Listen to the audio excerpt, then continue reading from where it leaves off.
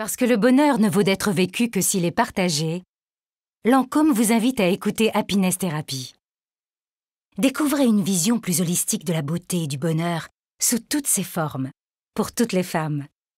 Il est temps d'explorer de nouvelles voies pour être activiste de votre bonheur. La vie est belle, c'est décidé.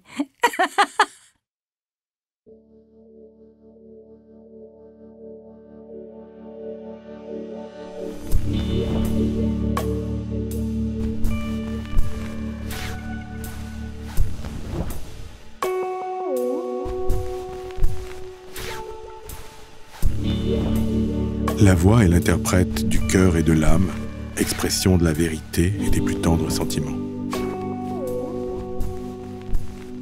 Quelle voix avait George Sand? Nous ne le saurons jamais. Mais les yeux fermés, en une nanoseconde, on reconnaît le timbre un peu voilé de Jeanne Moreau, la gouaille d'Arletty, les intonations poudeuses de Brigitte Bardot ou de Marlène Jobert, le froufrou suave de Marilyn Monroe, les inflexions juvéniles de Vanessa Paradis, les profonds vibratos de Jean Rochefort, sans oublier les voix de télé et de radio qui nous bercent à longueur d'onde.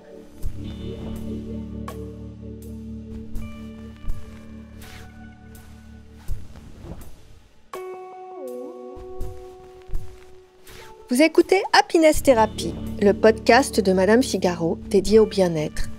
Comme disait la chanteuse Barbara, la voix, c'est la musique de l'âme. 50% de sentiments et 50% de technique. Les sentiments sont ce qu'ils sont, mais la technique, elle, peut toujours s'améliorer. Je suis Marion Louis, journaliste à Madame Figaro, et comme beaucoup d'entre vous, je n'aime pas beaucoup ma voix.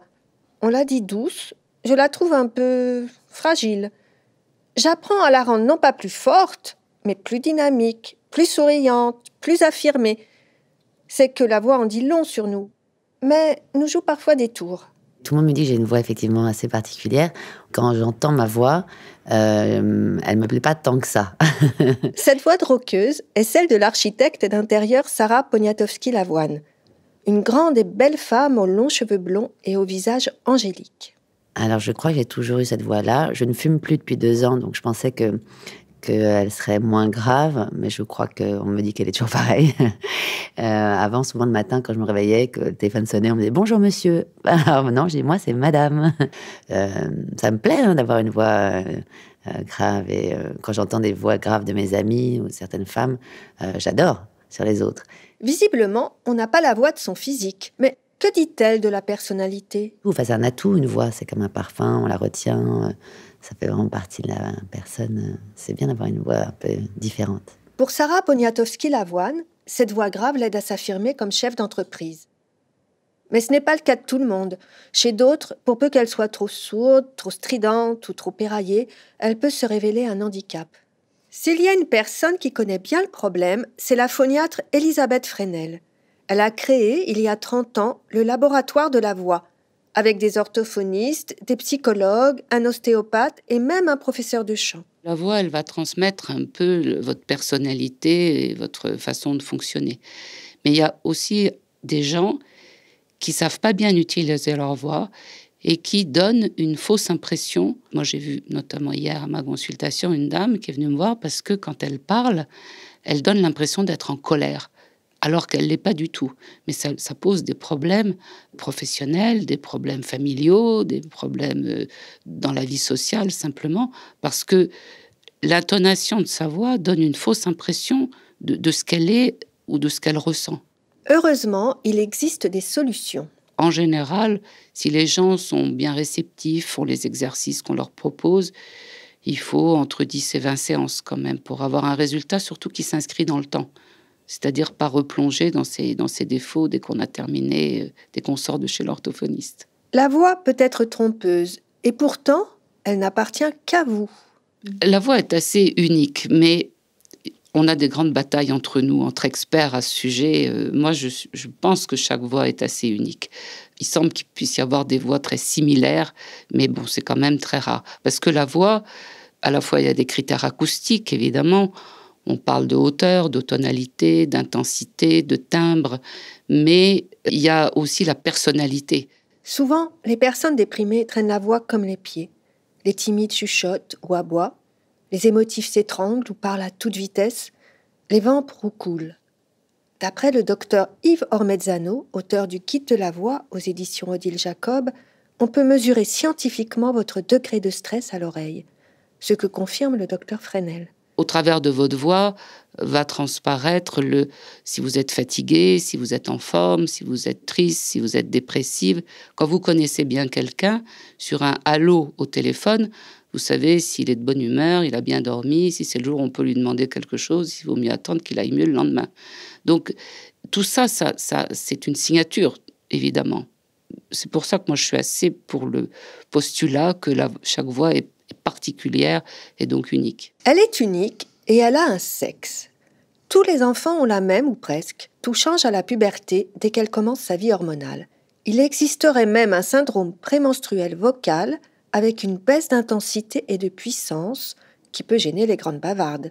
Il arrive aussi que la voix varie pendant la grossesse. Au fil du temps, la voix des femmes devient plus grave et celle des hommes plus aiguë. Parce qu'elle vieillit ? Alors la voix, ça vieillit très peu. C'est une des rares choses qui va rester jeune longtemps, à condition de bien savoir l'utiliser, évidemment. Tiens, les cordes vocales, justement.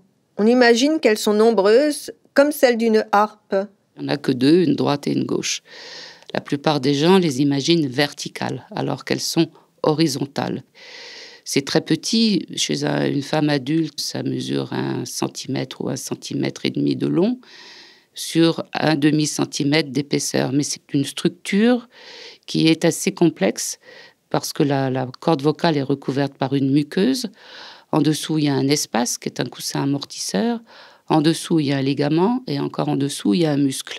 Donc tout ça sur une toute petite surface. Donc c'est assez magique. Encore faut-il savoir jouer de ce bel instrument à cordes qui ne s'use que si l'on s'en sert mal. Donc il faut savoir respirer. Déjà, ça, c'est vraiment indispensable. Il faut savoir se tenir correctement. Si vous êtes penché en avant, si vous avez le cou baissé, vous allez écraser votre larynx, donc l'endroit où sont les cordes vocales. Si vous levez la tête, vous levez le menton, vous allez ascensionner ce larynx vers le haut. Donc si vous avez une bascule du bassin, si vous avez une bascule des épaules, tout ça va retentir sur votre voix. Donc la voix, elle va se construire sur ces deux piliers qui sont la respiration et la posture.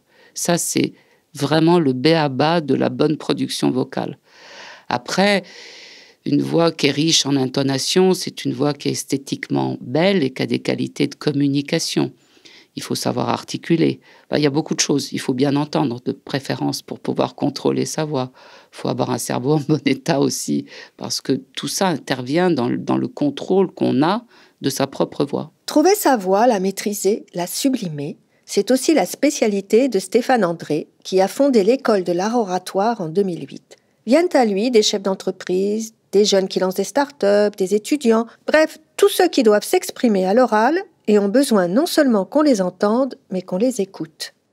La voix traduit au public la sensation que l'orateur a de ce qu'il est en train de dire. Le public a besoin de cette sensation. S'il ajuste les mots sur un ton monotone, avec dans chaque son 3 harmoniques qui se battent en duel, il entend les mots, mais il n'a pas la sensation que l'orateur a de ce qu'il est en train de dire. Donc, il a les mots, ça s'appelle de l'information, mais il n'a pas le message. Pour Stéphane André, tout est une question de musicalité. Le placement d'une voix, c'est pas la force de la voix, c'est pas le décibel. Il faut pas confondre le décibel et la musicalité. Une belle voix est une voix musicale. C'est pourquoi nous disons que l'orateur doit impérativement avoir un projet musical. Facile à dire, mais concrètement ? Il y a une posture très féminine qui est par exemple d'avancer un tout petit peu comme ça le menton quand on parle, et à ce moment-là j'écrase complètement mon larynx. Les cordes vocales sont complètement étouffées à l'intérieur, alors que vous allez voir, dès que je me redresse un tout petit peu, la voix est musicale. La voix que j'ai maintenant n'est pas plus forte en décibels, n'empêche qu'elle est musicale. C'est-à-dire que j'ai effectivement un placement de l'instrument qui est correct. Dès que je me remets en avant maintenant, j'ai plus de voix, j'ai un son complètement étouffé. À partir de ce moment-là, c'est purement mécanique. La question de la voix est une question de tubulure. Il y a des courants d'air qui passent dans des tubes. Si vous cassez les tubes, si vous arrêtez les courants d'air, finalement, il n'y a plus de son. Sauf que tout le monde n'a pas appris à en jouer. S'il y a une idée importante à donner sur la voix, c'est que chacun d'entre nous peut avoir un son musical. Il suffit de le travailler, mais tout le monde a un instrument, des cordes vocales, des caisses de résonance, un piston diaphragmatique, un larynx. Tout le monde peut produire un son musical. Une voix musicale, nous en avons trouvé une, à la maison de la radio, enfin juste à côté. Jeanne Villenay est l'une des fipettes historiques. La magie des voix FIP, c'est un timbre. Vous savez, ces voix si douces et si mutines qui, au siècle dernier, vous aidaient, entre autres, à patienter dans les embouteillages.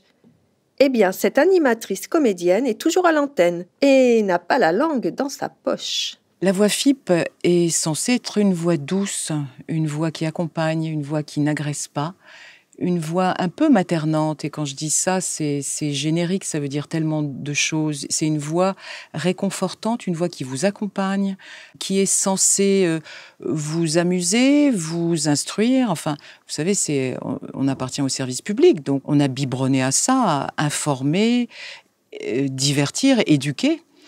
La voix douce ne doit pas agresser, donc tout ce qui est les P, les T, etc., vous savez, doivent être enrobés. Alors ça, c'est sûrement une déformation, mais ce qu'on appelle, nous, dans notre jargon, les plops à l'antenne. Vous savez, les... Je vous le fais bien, là, très bien. Tout ça, c'est comme si on buvait un petit peu les percutantes. Je ne vois pas d'autres mots, mais de toute façon, c'est un mot qui parle, hein, percutante. Donc, mais ça contribue là encore à faire une voix douce. Alors, il y a aussi la part du sourire, parce qu'on est amené à parler. Au début, c'est pas naturel de parler en souriant. Après, la voix, elle sourit d'elle-même. Mais au début, moi, je me souviens que quand je débutais, je parlais un peu je souriais devant mon micro, quoi. Voilà, pour donner du sourire dans la voix. C'est un exercice, si vous voulez. On ne doit pas avoir une voix qui fait la gueule. À FIP, ça se fait pas. C'est pas notre culture maison. Parfois, la voix déraille, se brise ou s'éteint carrément pour des raisons qui n'ont rien à voir avec la posture, la colonne d'air et le piston diaphragmatique, mais avec un microbe, une malformation ou simplement la fatigue. Pour en savoir plus sur ces voix cassées, nous sommes allés à la Fondation Rothschild, qui ne soigne pas que les yeux, mais aussi les gorges. Et nous avons donné la parole à l'énergique et charmante Marie Mailly. Je suis ORL, mais je suis spécialisée dans le larynx, les maladies de la voix. Donc mon travail consiste d'une part à faire des consultations où les patients viennent me voir la plupart du temps pour des dysphonies, c'est-à-dire des modifications de leur voix. D'après le docteur Mailly, la plupart des pathologies courantes sont congénitales et bénignes. Et puis, il y a les lésions acquises qui sont dues à un malmenage vocal, une mauvaise utilisation de son larynx, souvent chez des professionnels de la voix. Alors, il y a les chanteurs, il y a les comédiens, mais il y a aussi les avocats, les professeurs. Et là, on retrouve les nodules qui sont comme des indurations au point de frottement le plus important des cordes, des polypes. Les polypes, c'est comme des petites boules qui sont appendues aux cordes vocales, des granulomes, ou même des kystes rétentionnels qui sont dus à un peu de mucus qui reste emprisonné dans la corde et qui fait une petite boule sous la corde. Kystes, nodules, vergetures, tout cela fait quand même un peu peur. Mais à quel moment faut-il consulter ? Il faut s'inquiéter lorsqu'on a donc une dysphonie, une modification de la voix qui persiste. Il est tout à fait normal d'avoir une dysphonie dans un contexte viral. Ça veut dire qu'on a une laryngite, une atteinte virale de son larynx. Mais lorsqu'elle persiste au-delà de 15 jours, 3 semaines, il ne faut vraiment pas hésiter à aller voir un ORL. Ce qu'on craint toujours, c'est quelque chose de malin, un cancer, bien sûr, des cordes vocales. Donc, d'autant plus si vous êtes fumeur, il vaut mieux aller voir un ORL pour rien ou pour s'assurer qu'il n'y a rien, plutôt que d'attendre trop longtemps. Aïe, aïe, aïe, ça ne s'arrange pas. Pourtant, le docteur Mailly se veut plutôt rassurante. Alors, le cancer des cordes vocales, c'est grave comme tous les cancers. La particularité du cancer des cordes vocales, c'est qu'on peut le détecter très tôt parce qu'on est dysphonique très tôt. Une toute petite lésion des cordes vocales va nous rendre dysphonique, va modifier notre voix. Donc c'est pour ça qu'on peut le détecter très tôt et donc on peut l'opérer ou faire de la radiothérapie très vite dessus et le guérir très rapidement. En plus, il a la particularité de très peu s'étendre aux ganglions du cou, contrairement aux autres cancers ORL. Donc ça, c'est plutôt de très bons pronostics. La voix rauque de Jeanne Moreau était le résultat, paraît-il, d'une laryngite chronique due au tabac. Et Lorraine Bacal fumait entre les prises pour entretenir son sex appeal vocal. Nous, on vous le déconseille. Les grandes ennemies de la voix, c'est bien sûr le tabac, on le sait tous, la pollution, la sécheresse de l'air, notamment l'hiver dans les appartements, et le surmenage vocal. Parfois, on ne peut même plus l'ouvrir. Alors ça, c'est l'aphonie. Ça veut dire que soit les cordes vocales, ça peut arriver dans les laryngites, une inflammation vraiment importante des cordes vocales, soit, comme je disais, un défaut d'affrontement des cordes qui laisse passer tellement d'air que ça donne une voix comme ça et on n'a plus du tout de timbre, les cordes ne vibrent plus du tout. Dans ce cas, même chuchoter est déconseillé. Le docteur Fresnel met l'accent sur un autre ennemi silencieux. Le stress, évidemment, c'est quelque chose de terrible. Ça peut même couper la voix des gens. Quand ils ont des émotions très fortes, ils en perdent la voix. Où on dit, ça m'est resté en travers du gosier. C'est des expressions familières, mais qui sont pleines de sens en réalité. Et puis, il y a des voix très forcées. Moi, ça me fait mal quand j'ai un patient qui arrive et qui a une voix très forcée comme ça. Là, je trouve ça... Je peine pour lui. Et les gens souffrent. Ils vous disent, j'ai une fatigue vocale. Le soir, j'ai plus envie de parler. Et je suis obligée de forcer, de pousser pour sortir ma voix. Certains présentateurs télé ont un secret en cas d'extinction de voix. D'ailleurs, le général de Gaulle avait le même. Les pastilles, eux, font. Les pros conseillent aussi les tisanes, comme la mauve, le thym, les rhizimums. Le docteur Mailly n'a rien contre ces vieilles recettes comme le citron ou le miel, au pouvoir antiseptique et cicatrisant. Jeanne Villeneuve fait, elle aussi, très attention à préserver son outil professionnel. Elle porte toujours un foulard pour protéger son cou d'un éventuel courant d'air. Rhume ou pas rhume, les voix ont un réel pouvoir sur nous. Au Panthéon acoustique, les mêmes noms reviennent souvent. Oui, j'aime beaucoup la voix de Jeanne Moreau. Elle est très forte. J'aime beaucoup Vanessa Paradis, même si je ne suis pas sûre qu'elle ait une voix très grave, mais elle a une voix particulière. Qui j'aime Romy Schneider. Moi, je suis fan de Romy Schneider. Voilà. Jeanne Villeneuve se souvient d'un temps où quelques auditeurs fans venaient l'attendre à la sortie du studio. Un temps d'avant Internet et les réseaux sociaux, où on ne connaissait pas votre tête et on pouvait rêver à l'oreille. Ah, moi, j'ai plein de voix qui me touchent. Parce que, vous savez, on entend tellement de choses dans les voix. Et on entend l'intelligence, la suffisance, l'insuffisance aussi. C'est un passeport. Une voix est un passeport. Et puis, une voix peut vous emmener tellement loin. La voix de Daniel Mermet, je me souviens d'un jour où j'étais en voiture, et ça devait être un jour d'été, où c'était une émission qui parlait de la Russie en plein hiver. Ben, j'ai eu froid dans ma voiture, quoi. Et Mermet m'a emmené loin, mais très très loin, avec les textes, avec sa voix. C'est magique, hein. C'est magique, le pouvoir d'une voix. Stéphane André, lui, se laisse emporter par le phrasé d'Obama. La voix d'Obama, d'abord, quand vous l'écoutez, en fermant les yeux, vous ne regardez pas l'image à la télévision, par exemple, quand vous l'écoutez, vous avez l'impression que c'est un vieillard qui parle, qui a 3 siècles d'âge, et qui a toute la sagesse d'un vieillard de 3 siècles. Et quand vous ouvrez les yeux, vous voyez un jeune homme. Et parmi les femmes, il a une autre idole. La voix d'Isabelle Huppert, par exemple, c'est une voix très discrète et tellement riche de nuances. C'est une voix avec le corps, et elle a à la fois une tenue et une souplesse du corps, et elle a une voix qui, même piano, passe toutes les nuances de l'humanité qu'elle a en elle. C'est une voix très délicate, c'est une voix qui est extrêmement jolie, qui est extrêmement belle. Même dans le domaine vocal, il y a des modes. Out, le gazouillis haut perché des actrices d'antan. Car aujourd'hui, l'aigu nous vrille le tympan. On adore les tonalités plus basses, plus chaudes, comme l'a remarqué le docteur Fresnel. Et la voix des femmes est clairement descendue d'un certain nombre d'hertz en 20 ans, par exemple. Et c'est encore plus flagrant dans les grandes villes. La voix à la mode, moi qui suis parisienne, je trouve que, par exemple, pour les femmes, c'est d'avoir une voix grave parce que ça fait un peu une femme qui s'assume, qui parle.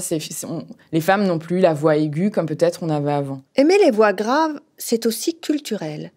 Dans son livre « Les femmes et le pouvoir », l'universitaire britannique Mary Bird rappelle que dans l'Antiquité, la voix grave signale le courage masculin. Et une voix aiguë la lâcheté féminine. Le timbre des femmes menace de subvertir non seulement la voix de l'orateur mâle, mais aussi l'ordre social et politique. Heureusement, on n'en est plus là, Mais à FIP, Jeanne Villeneuve a aussi connu plusieurs époques. C'est Chris qui parlait des voix wawa. Les voix wawa. Allez expliquer. Vous n'aurez pas ça dans le dictionnaire. Ça n'existe pas. Les voix wawa. Et quand vous dites ça, on a tout compris. Et peut-être qu'aujourd'hui, si vous aviez des animatrices qui parlent comme ça, avec des voix, pour le coup, totalement détimbrées, on était un petit peu snob quand même. Voilà, mais à l'époque, ça faisait fureur. Ça s'est perdu. Et aujourd'hui, c'est juste, comment on peut qualifier la voix de l'animatrice de FIP? C'est une voix, oui, une voix complice et souriante. Et avec de la grâce. Et avec de l'humour. Et avec, vous voyez, voilà. Outre-Atlantique, on est sur une autre longueur d'onde. Connaissez-vous le dernier cri sexy aux États-Unis? La friture vocale, ou vocal fry. Vous savez, la voix de Kim Kardashian, Britney Spears, un peu nasillarde, un peu comme si les cordes vocales étaient saturées. Une new voice qui ne fait pas forcément du bien aux cordes vocales. Quelle que soit la mode, la voix garde un réel pouvoir de séduction. Alors, un pouvoir sur les hommes, je l'espère. Oui, je pense qu'on la retient. Elle est là, elle a une force, alors j'espère qu'elle ne fait pas peur non plus. Et nous, qu'aimons-nous entendre lorsqu'un homme ouvre la bouche? Du velours? Des gravillons? De la gitane? Rien n'est grave, sauf ma voix. Dit souvent l'acteur Gérard Darmon, qui en a fait un de ses atouts séduction. Les hommes bassons font chavirer les cœurs et les corps. Toutes les femmes que l'on a rencontrées l'ont confirmé. Moi, je pense que la voix, oui, est très importante. Moi, j'adore les voix graves. Le père de mes enfants, Marc, a une voix magnifique et très grave. Et c'est vrai que, oui, bien sûr, ça joue énormément dans le pouvoir de séduction, dans l'attrait, ça joue beaucoup, oui.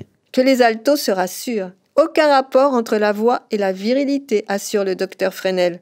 D'ailleurs, les castrats étaient stériles, mais pas impuissants. L'important, finalement, n'est-il pas de trouver sa voix? Même si elle n'est pas aussi puissante ou aussi mélodieuse qu'on le voudrait, il est temps d'en prendre soin, voire de la travailler. En apprenant à respirer, à se tenir droite, à humidifier l'atmosphère pour ne pas dessécher son larynx, à boire de l'eau régulièrement, mais en dressant toujours l'oreille. N'est-ce pas, Jeanne? Bonne nuit, les petits FIP. Va la mettre en veilleuse, mais ne l'éteignez pas pour autant. Écoutez de la musique, cela favorise la dopamine dans le cerveau, un neurotransmetteur qui booste nos neurones. C'est très bon pour la santé. FIP, matin, midi et soir, et vous ne vous emporterez que mieux. À mon tour de vous dire au revoir. Merci d'avoir passé ce petit moment avec nous.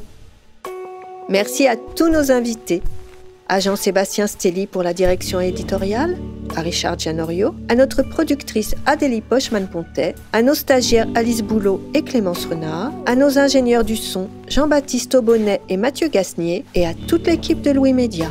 Retrouvez notre podcast sur toutes les applications disponibles, iTunes, SoundCloud, YouTube. Vous pouvez aussi suivre Madame Figaro sur Facebook, Twitter @Madame Figaro et sur Instagram @MadameFigaroFR.